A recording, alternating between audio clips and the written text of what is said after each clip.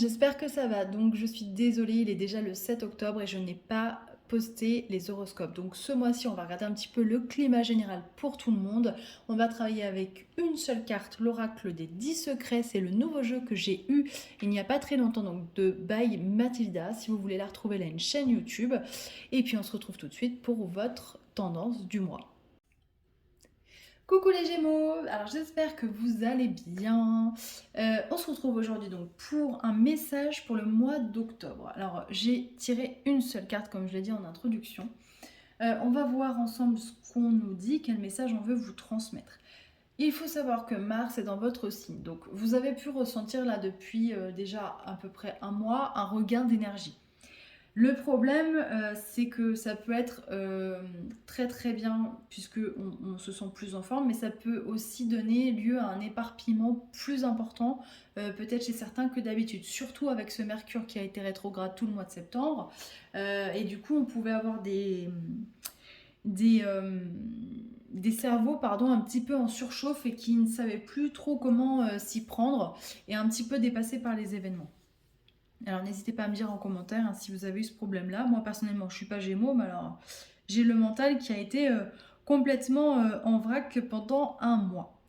Alors, vous avez eu l'étincelle numéro 10. On vous dit tout ce qui se passe à l'intérieur et le reflet de ton intérieur. Alors cette carte, elle est un peu comme... c'est un peu comme une ressource finalement. On est en train de vous montrer tout le potentiel qui peut y avoir pour vous dans cette carte. C'est-à-dire que moi, je le ressens... Alors, il y a plusieurs choses. Euh, Déjà par rapport à Mars qui est dans votre signe, moi, avec cette image-là, je ressens que on vous dit d'essayer de calmer le jeu un petit peu pour ce mois-ci, de prendre du temps, parce que du coup, d'aller trop vite, ça amène à faire des erreurs. Ça amène peut-être à se tromper. J'ai l'impression que peut-être certains se sont trompés sur certaines personnes, sont allés trop vite, ont jugé peut-être trop vite, et soit on m'a jugé ou alors se sont fait avoir par la suite. Donc attention, prenez du temps pour analyser, puisque c'est votre fort. Hein. Et c'est vrai que quand Mercure, votre planète, est rétrograde, ça peut être un petit peu plus compliqué. On a aussi, là on parle de santé. Tout ce qui se passe à l'intérieur, à l'extérieur est le reflet de ton intérieur, mais j'ai envie de le mettre à l'inverse, c'est ce qu'on me dit. C'est-à-dire que l'extérieur, votre apparence à vous reflète souvent votre intérieur et inversement. Et je sens des personnes qui sont... on parle de personnes... Alors ça parlera pas à tout le monde, hein, bien évidemment, mais on parle de personnes qui sont peut-être en carence. Voilà. En carence, qui ont perdu du poids, qui se sentent fatiguées, qui ont peut-être des douleurs articulaires. Voilà. Moi, je pense peut-être qu'il serait important voilà, de faire un petit bilan juste pour voir quelles carences vous pouvez avoir. Bien évidemment, attention, je ne suis pas médecin, vous faites ce que vous voulez. C'est très important, voilà. Je veux pas rentrer là-dedans. Voilà, c'est juste un message qu'on me demande de vous transmettre. C'est peut-être effectivement de faire attention que vous avez tous les apports nécessaires pour être en parfaite bonne santé. Voilà. Ça, hop, on ferme la parenthèse.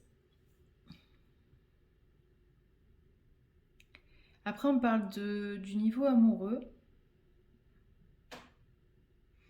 Alors, j'ai l'impression, on me dit de vous dire qu'il faut être... Pardon. Il faut être un petit peu moins exigeant avec votre partenaire parce que vous attendez énormément de cette personne. Mais, ça risque de gâcher la relation. Voilà, donc je ne sais pas si ça parle à certains, vous verrez. Donc soyez, voilà, essayez d'être un petit peu plus, pas laxiste, mais plus doux avec l'autre, plus bienveillant.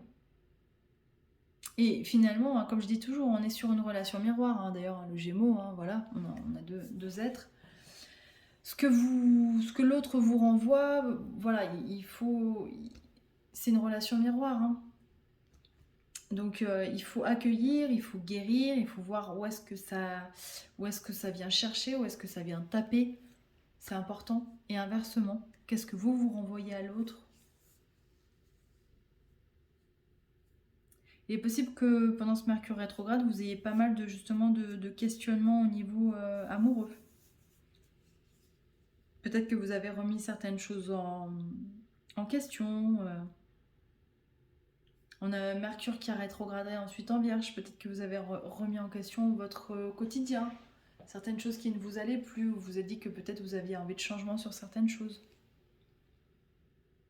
Alors, du coup, voilà, c'est le bon mois, c'est ce qu'on me dit de vous dire, c'est le bon mois là pour commencer à acter tout ce que vous ne voulez plus et tout ce que vous avez envie de changer. Donc je pense vraiment voilà, que ce mois d'octobre, euh, on fait le ménage et on se réorganise et on repart sur de nouvelles bases.